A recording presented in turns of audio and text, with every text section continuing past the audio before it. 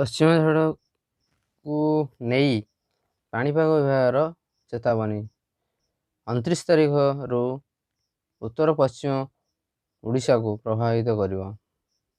ପଶ୍ଚିମା ଝଡ଼ରେ ଓଡ଼ିଶା ଭିଜିବ। ସୂଚନା ଅନୁଯାୟୀ ଆଉ ଏକ ପଶ୍ଚିମା ଝଡ଼ ପ୍ରଭାବରେ ଓଡ଼ିଶା ଭିଜିବ। ଆସନ୍ତା 29 ତାରିଖ ରାତିରୁ ଦେଶର ଉତ୍ତର ପଶ୍ଚିମ ଭାଗକୁ ପ୍ରଭାବିତ କରିବ ଆଉ ଏକ ପଶ୍ଚିମା ଝଡ଼। ଏହାକୁ ନେଇ ସତର୍କ କଲା ପାଣିପାଗ ବିଭାଗ। ଆସନ୍ତା 28, 29, 30, 31 ତାରିଖ ପାଇଁ ୟେଲୋ ୱାର୍ଣ୍ଣିଂ ଜାରି କରିଛି ଆଞ୍ଚଳିକ ପାଣିପାଗ କେନ୍ଦ୍ର। 29 ମାର୍ଚ୍ଚରେ ଆଉ ଏକ ପଶ୍ଚିମା ଝଡ଼ ସକ୍ରିୟ ହେବ। ଏହାର ପ୍ରଭାବରେ 30 ଆଉ 31ରେ ବିଜୁଳି ଘଡ଼ଘଡ଼ି ସହ ପ୍ରବଳ ବର୍ଷା ହେବାର ସମ୍ଭାବନା ରହିଛି। ବର୍ତ୍ତମାନ ମଧ୍ୟ ପଶ୍ଚିମା ଝଡ଼ ପ୍ରଭାବରେ ବର୍ଷାର ଅନୁଭୂତ ହେଉଛି। ଆଜି ଓ ଆସନ୍ତାକାଲି ରାଜ୍ୟର ବିଭିନ୍ନ ସ୍ଥାନରେ ବିଜୁଳି ଘଡ଼ଘଡ଼ି ସହ ବର୍ଷା ହେବାର ସମ୍ଭାବନା ରହିଛି।